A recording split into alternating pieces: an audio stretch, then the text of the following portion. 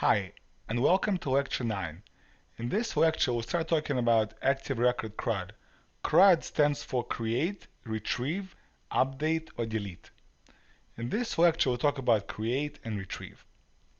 To create an object in a database using Active Record, there are three ways to do so. You could either create a regular object with an empty constructor and then call with setter methods and then call save at the end. Or you could pass a hash of attributes into the constructor and call save, very similar to number one. Or you could just create a record in the database directly by calling the create method, which is a class method. So let's take a look at all of these. So number one, you could have a person.new, which is an empty constructor here, and then you could say first name and then set it something and then p1.lastname. So these are method calls. Now they obviously ghost method calls because as we saw, the actual Active Record model doesn't have first name and last name methods defined. And then at the end you call save, and that actually inserts the information into the database. The second one is very similar, except that you pass the hash first name and last name into the constructor directly as opposed to having an empty constructor, and then you call save. And number three, you right away say that I want to create an object in the database, and almost as a side effect of that, it creates an instance and it gives you back the instance, which is p3 in this case, which is equal to this person ID and the rest of it. Retrieve is much more complicated. There are many more options, and if you don't see something that you like right away, I'm sure by the middle of the next module, I think you're going to be happy with how much you could do with retrieve. But let's start real simple. So you could do a find by ID, if you know the ID of a record in the database. Now this is pretty uncommon because usually you wouldn't know what the ID is unless you look it up, and IDs change all the time, but this is one way to get the object out of a database. Now if the ID that you're passing in is not found, it will throw a record not found exception, which is pretty unforgiving. The other option you have is calling either first, last, take, or all, and we'll see examples of these. And basically these return results you expect or nil if they can't find anything. So these are much more forgiving. You could also order the collection of objects that you're getting out of a database by calling order and passing the column name that you want to order by. Or if it's descending, you could do the column name and then colon DESC, which is descending, and it will issue a query to the database to get the information in the descending order. Then there's also a pluck method, which allows you to narrow down which fields are coming back from the database. So let's say you only want to get the first name out of a person table. You don't have to get all the people and then locally extract the first name. You could just issue a query that will only get the first name. So let's see examples of these. You could do person.all, which gives you all the records. Oh yeah, and order them by first name in the descending order. Now the interesting part here is that this actually doesn't give you an array as you might expect. This gives you an Active Record relation object. And what this is a chainable object. So you could chain other methods, like in this case, you're chaining an order method to it. And then you could either convert it to an array. So you would do person all order, blah, blah, blah, and then convert it to an array with a 2_a, which makes it into an array object. Or another interesting thing is you could start interacting with it as if it were an array, and it will know that you want to apply the array-like methods to it. And I'll have an example of this later on. Or you could just say person.first, which actually grabs the first object out of a database. And the way it does this, it actually issues a select query with a limit 1 at the end. And this is for SQLite. The other adapters, for example, for Oracle or Postgres, might do it differently, and that's fine. This is actually a pretty interesting example. So you're doing person.all, which sounds like you want to get all the objects, but as I said, all is not really the end of a query. It's just an active record relation, so you could chain. So in this case, you're doing all, and then you're saying first, so it ends up issuing a query with a limit 1 at the end and only giving you 1. Now you might think that person.all with a 0 index should be the same as this query over here. And the result might be similar, so the result actually is the same. But what's actually happening is very different. This query, person.all.first, issues a query to the database for only one record.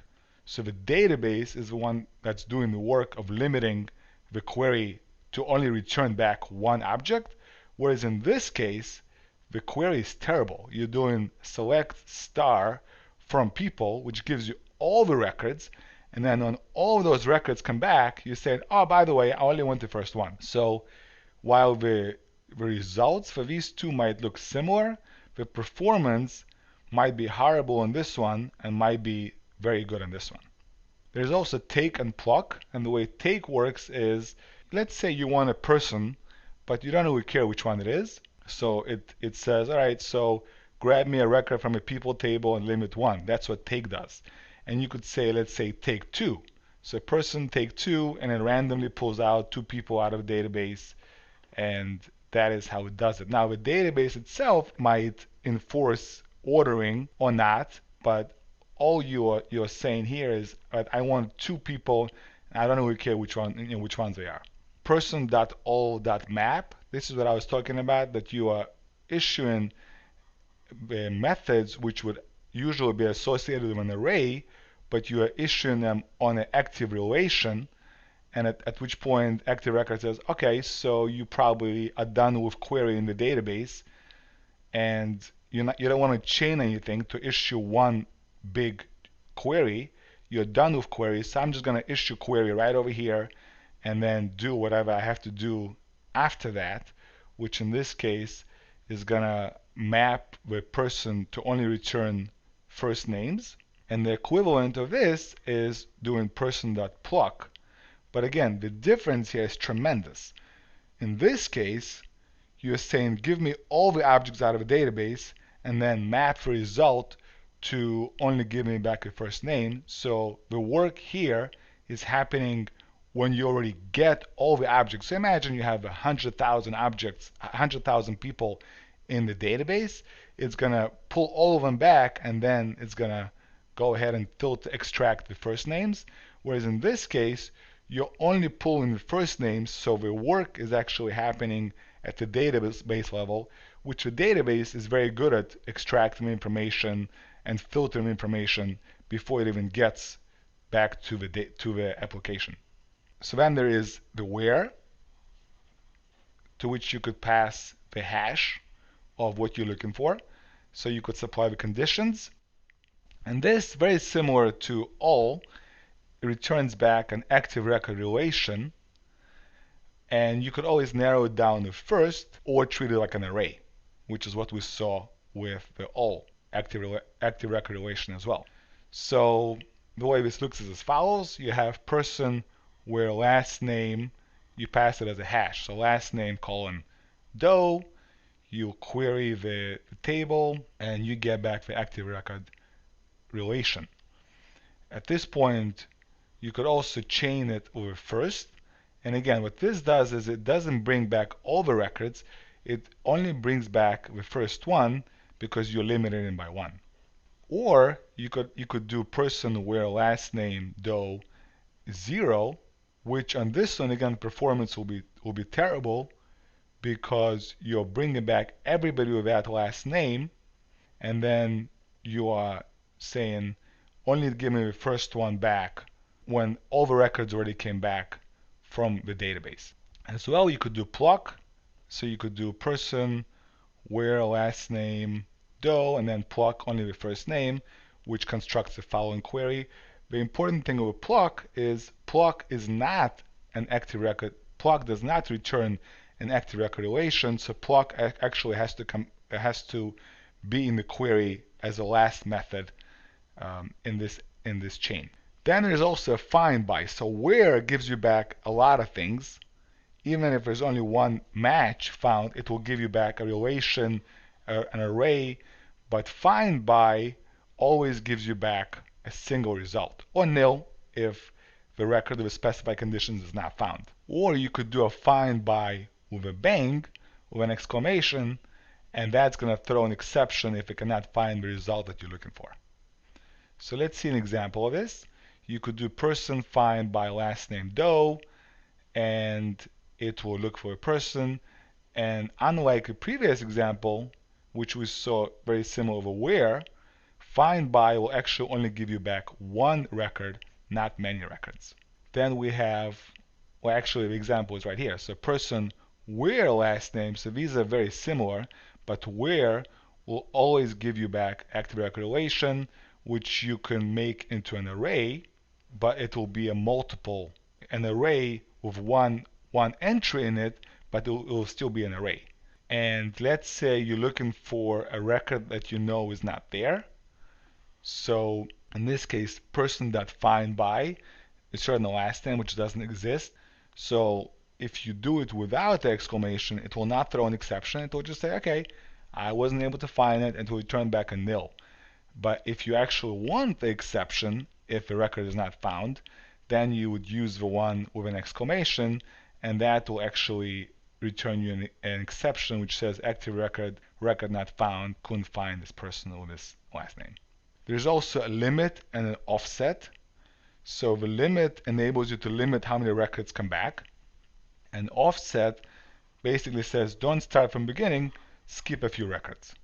And what this does is you could combine these two to page through large collections of records in your database.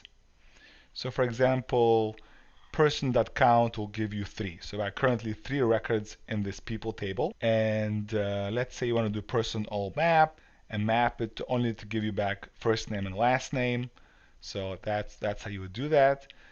And let's say, so you see that there is a Joe Smithson, John Doe, and Jane Smithy records in this table. And let's say you want to offset the records by 1, and you want to limit what's coming back to you by 1 as well. So you'll get John Doe, which is the middle one, because you're saying skip the first one.